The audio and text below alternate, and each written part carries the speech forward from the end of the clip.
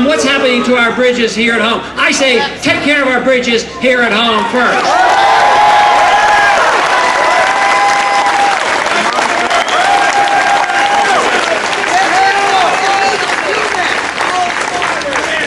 We do need more confidence, though. We need confidence and understanding about liberty.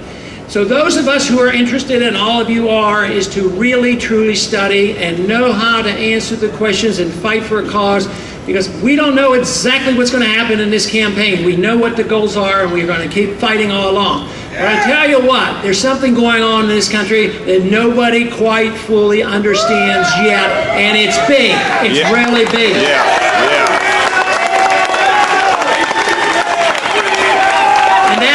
The genie is out of the bottle and they're not going to put it back in. This is a continuation of a revolution.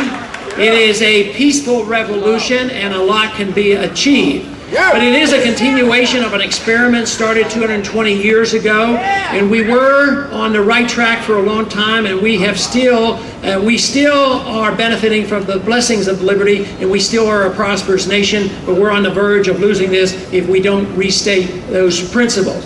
But the ideas of liberty and the history of mankind are only a couple hundred years old. They're very, very young. And if we don't grasp that and restore that, we will lose our liberties. We will lose all of our productivity and our wealth.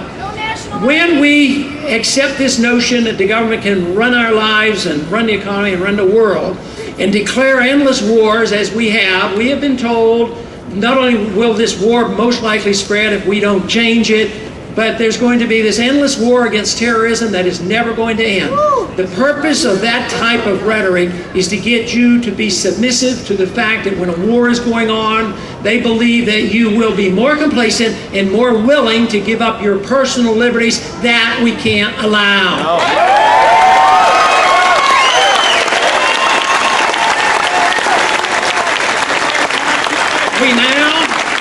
We now, in these last several years after 9/11, have been so lackadaisical about protecting our liberties. Within weeks, we passed the Patriot Act, which should never have been passed. And now what do we have with the taking of these powers and privileges and change to the law? The president would do something and the Congress would rubber stamp it.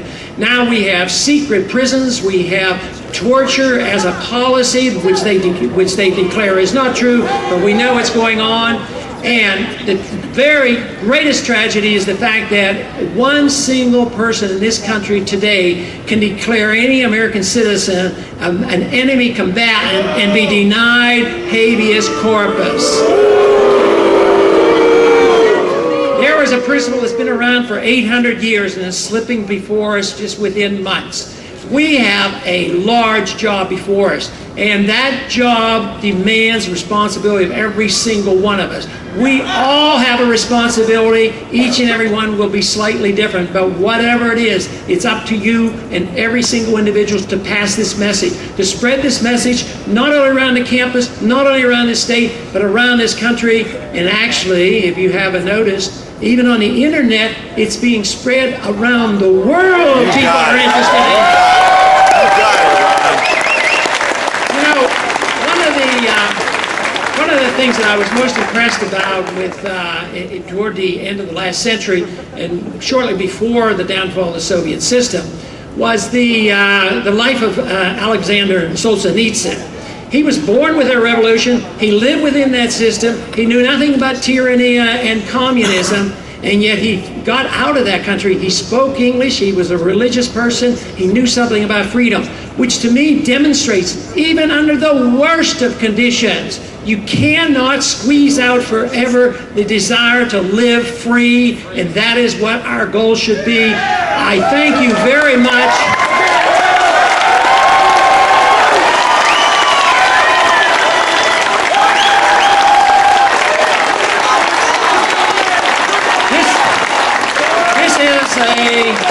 This is an American cause. It's a cause of freedom. It's alive and well. It's growing by leaps and bounds. And once again, thank you very much for coming out and then spread the message. Thank you.